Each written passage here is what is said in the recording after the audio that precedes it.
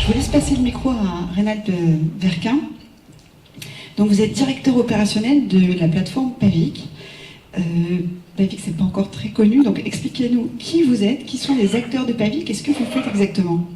Oui, alors moi je me positionne plutôt comme un citoyen engagé, parce que je ne viens pas de l'univers de la collectivité, ni des grands groupes qui sont des grands acteurs de la Smart City. Mais il y a à peu près 12 ans, ce qui est déjà la préhistoire maintenant, avec mon ami Christophe Besson-Léo, on a créé une association qui s'appelle Alliance Sens et Économie. Donc l'Alliance Sens et Économie, c'est tout simplement l'alliance collaboratif, sens, avoir du bon sens, et économie, pas oublier le côté modèle économique.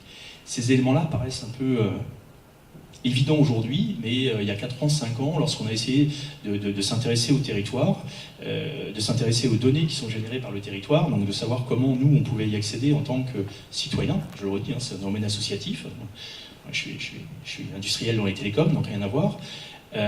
On s'est posé quand même 2 questions. Comment arriver à séduire une collectivité si on ne représente pas du poids? Ces collectivités, vous m'excuserez, sont surtout des silos difficilement atteignables, avec des structures, soit politiques, soit opérationnelles. Et on est parti d'un constat, hein, moi dans ma rue, c'est tout bête, hein, ils ont refait la rue, la collectivité a refait la rue, j'aurais fait refaire 3 fois. Alors c'est bien pour les opérateurs du bâtiment qui étaient contents, mais tout simplement parce qu'il y avait un problème de sens, un problème de logique. Et on s'est aperçu que pour ça, il fallait représenter. Donc on a créé une association, donc Pavic, qui est la plateforme d'aménagement de la ville intelligente et connectée, tout simplement pour dire, avec les moyens, avec des réseaux sociaux, avec de la communication, on peut fédérer des acteurs, on peut leur demander leur avis avant de pouvoir prendre décision. Donc c'est comme ça qu'est né Pavic, sur la base des données, en disant, on voudrait nous accéder aux données. Alors là, on parle de la loi NOTRe, d'obligation. Donc le terme obligation dans les collectivités aussi est un autre problème. C'est qu'on a donné l'obligation à la collectivité de mettre en place les données. Donc quand vous obligez quelqu'un, vos enfants, pour faire la vaisselle, vous verrez, c'est pas toujours aussi évident. La motivation est une autre chose. Cette nouvelle génération de la data, donc aujourd'hui on parle d'administrateurs, on parle de gouvernance. Il n'y a rien de personnel, hein, je vous rassure.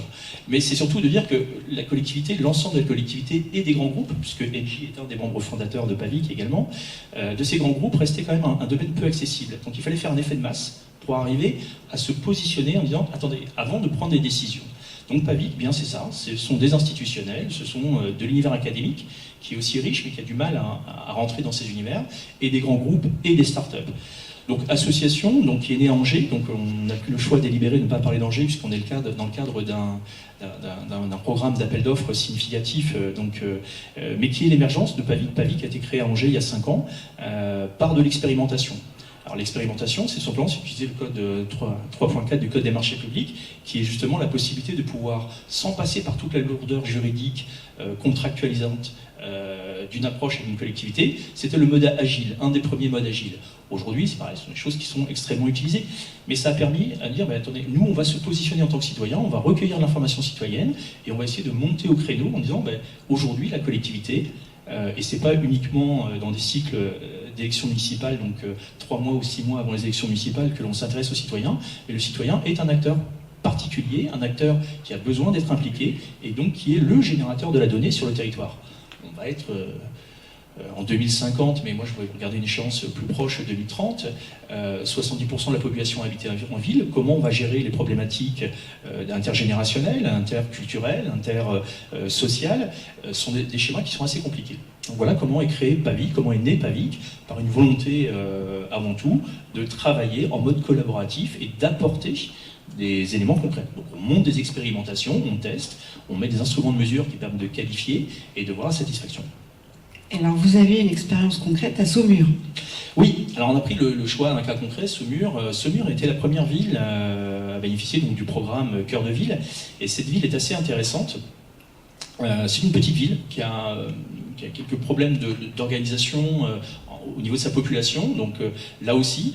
Et le premier constat, c'est qu'on s'est aperçu, dynamique cœur de ville, première ville, donc beaucoup de communication politique, beaucoup de communication au niveau du territoire, etc., ce que l'on peut comprendre, sauf que c'est 98% de béton.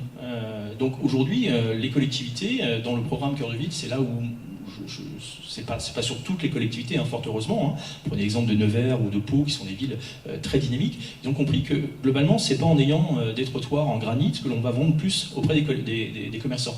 Alors, je suis aussi membre de la CCI, donc on s'aperçoit qu'on a beaucoup de locaux vacants, et les locaux vacants, tout simplement parce que l'offre immobilière n'est pas adaptée, et surtout le juridique. C'est-à-dire qu'aujourd'hui, on part sur un bail 369 dans le cas d'un commerce, alors qu'on a des commerces éphémères qui pourraient être générateurs de ressources.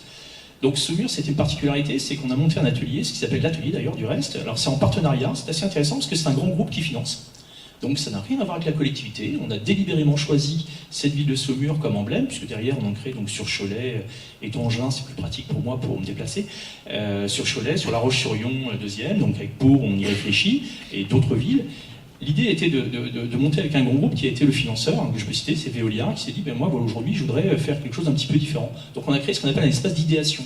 C'est quoi? C'est un accueil Veolia, où vous allez payer votre facture d'eau, voir vos problématiques, mais derrière on a pris un espace beaucoup plus grand qui permet de donner un point de rencontre pour les citoyens. C'est-à-dire que dans des petites villes, je pense que c'est beaucoup plus facile qu'un projet comme Paris avec Station F, qui est beaucoup plus complexe. Mais dans ces petites villes, les gens ont besoin de se rencontrer, de partager. Et donc on crée des animations régulières, on fait venir quelques speakers, ce qui permet de créer une vraie vie.